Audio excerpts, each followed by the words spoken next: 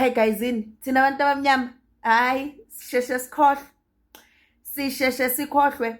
I don't know why people are so acting as if they shocked or ngalokufa kukagogo Manzini.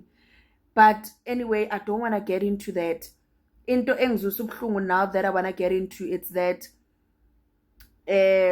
ubunyanga ubungoma for us esakuhluphekela, for us esiyaziyo ingulo yakhona sekuyize, because now I see abantu hopping into this train trying to push a narrative.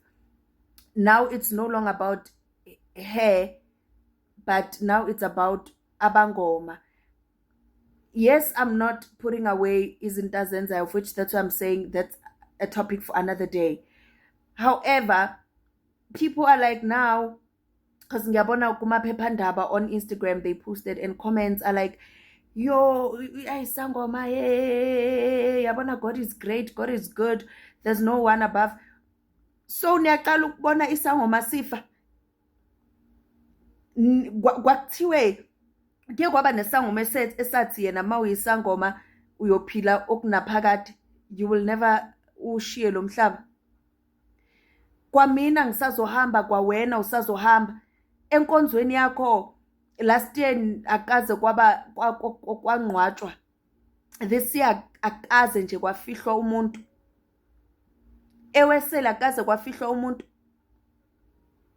Ebazalalweni ugogo wakho or anti wakho benisonta nonke azange afihlwe.